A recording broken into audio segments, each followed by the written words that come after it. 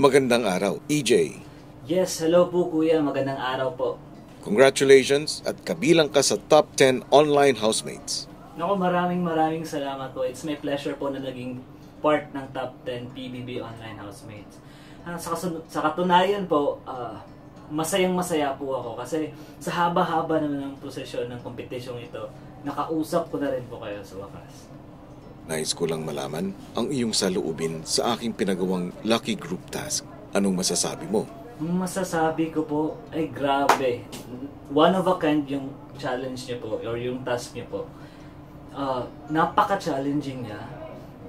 Tapos, pero bagamat challenging siya, masaya naman kami sa paggawa nun. At sa katunayan na LSS, halos kaming lahat. Na LSS talaga kami. Ako, paulit-ulit kong tinutugtog.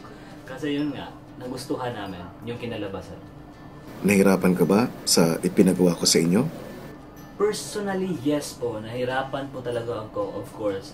Because mahirap pong i-balance yung work tapos PBB. Aside from that po, mahirap pong gumawa ng task na hindi mo nakikita yung mga groupmates mo. Nasa iba't ibang parte sila ng Pilipinas. So, ang mode of communication lang po namin is cellphone, FB, Messenger. Pero overall naman po, naging organized naman siya. We handle it very well so far. Ano naman ang pinaka-nagustuhan mo sa ginawa niyong group task?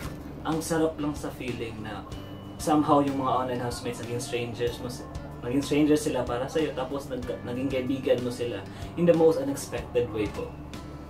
Ano sa tingin mo ang pinakamahalagang naiambag mo sa ginawa ninyo? Naiambag, yung pagbibigay ng mga suggestion po sa specific na task o sa specific na gagawin.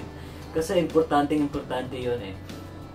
Two heads are better than one. Kumbaga, marami kayo. So, the more suggestions, the more na magiging maganda yung task ninyo. So, kapag nag-gather nyo na yung mga suggestions ninyo, madali lang silang pipiliin para kung ano yung the best na gagawin para sa magandang resulta ng task. Sino sa mga kasamahan mo ang sa tingin mo ay may pinakakaunting naiambag sa ginawa niyong task? Pinakakunting naiambag? Wow! That's a tough question, kuya. Pero for me, honestly lang, is wala akong masabing pinakakunting naiambag. Kasi merong mga housemates talaga na mas magaling sila sa ganyang field. So basically sila yung i-assign sa ganun, para maging productive naman yung task namin o yung pag-divide sa mga labors. Tapos, yung ibang housemates, syempre, nagbibigay din sila ng suggestion kung okay sa majority, edi mas mabuti. So, basically, naging helpful talaga lahat eh. Masasabi ko na haligi ang bawat isa sa amin sa task na to. Bukod sa'yo, sino sa mga kasama mo ang nagpakita ng husay sa inyong Lucky Group Task? Based po sa outcome, siguro si Glenn, kasi siya yung nagtatayong leader na rin sa amin, kasi siya yung may alam sa musika, sa pagkanta, sa tono, sa ganyan. So siya yung naging leader namin, tapos siya yung mas may alam sa ginagawa naming task, kaya siya yung napili ko.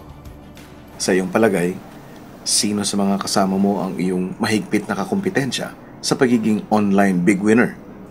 Mahigpit na kakumpetensya? For me, I based the information sa PBB page niyo po.